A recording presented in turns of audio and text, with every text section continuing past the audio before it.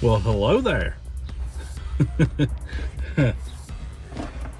Won't you join me for some Seadoo and Yamaha action as we uncover both of these beasts and let them air out after being in hibernation all winter.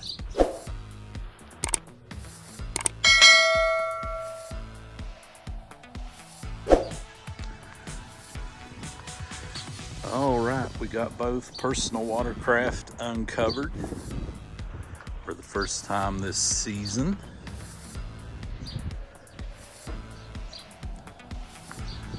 I'm always worried about moisture being down in here, but there's some right here, but it's from the seat had water in it because the cover isn't very good at repelling water. The footwells and things were full.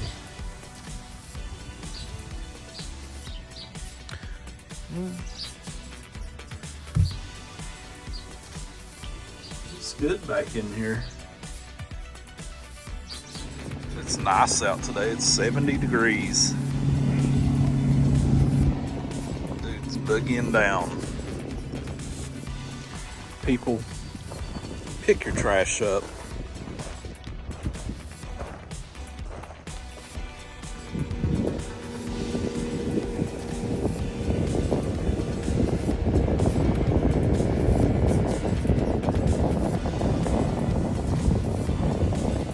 Telling Adam if I had a Seadoo switch, my ass would be out on the lake today. Which, I mean, a person could bring the Seadoo and Yamaha out here, but they just have to be flushed out and re-winterized each time, and it sucks. We're in process of changing this out. New wiring harness and stuff for the back of the SUV. This rusted completely off of the Reese hitch. Starla, what are you doing?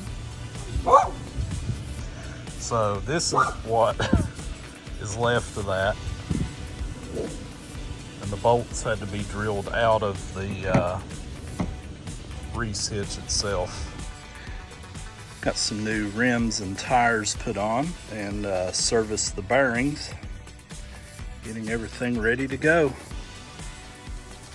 Well, the rims and tires look good. Just got done washing and ceramic coating both of the skis.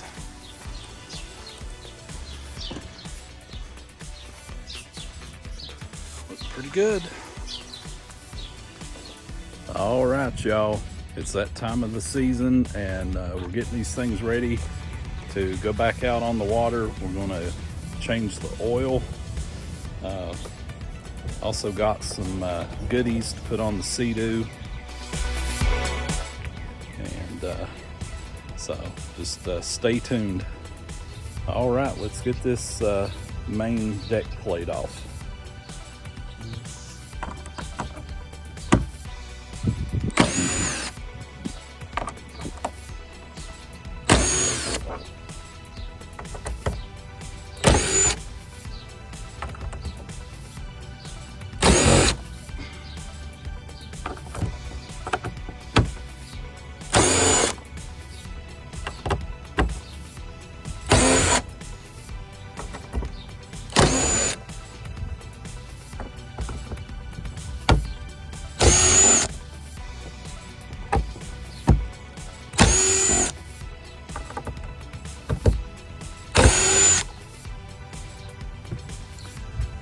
And then the last two towards the front, we got to get a 10mm wrench. All right, and over there you have Adam has already got his battery in, and he is doing his oil change. We also got my battery in. It's always a nightmare. And ready to take this plate off. It just lifts off like so.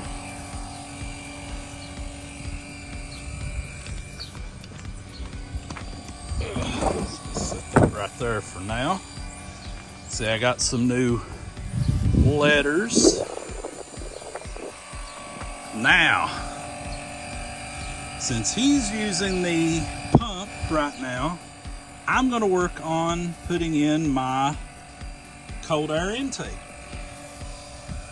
All right, guys, so also got a catch can to go on here, so we got to take this pipe here off and this main intake hose just disconnected at the pipe that leads towards the forward air box, and loosen up the retaining ring, whatever you want to call it, over here on the supercharger side, and then should be good to go.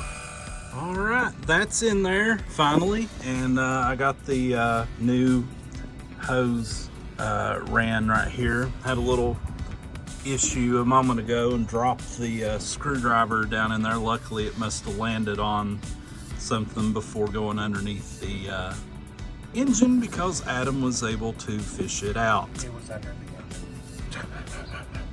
I'm just a contortionist with my arm, apparently. So now the thing is getting these exhaust manifold bolts out. There's 2 of them here. I mean, they're easy to get to. And mount this catch can. All right, an hour later, this stupid catch can is in. So no more oil invading my intercooler. People, always check your clamps.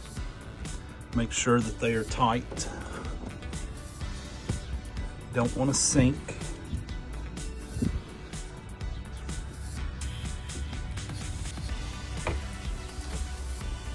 Do it at least at the beginning and middle ways through the season. But I think we're finally ready to change the oil. Last time it got changed, so April 14th was when it got changed last, and that was at 16.5 hours. Catch can is in. I just done a test start. Wow, this thing is so much louder than it was with the regular air box. So, just wondering if we might get some extra horsepower out of that baby. Probably not, maybe 1 mile per hour if we're lucky.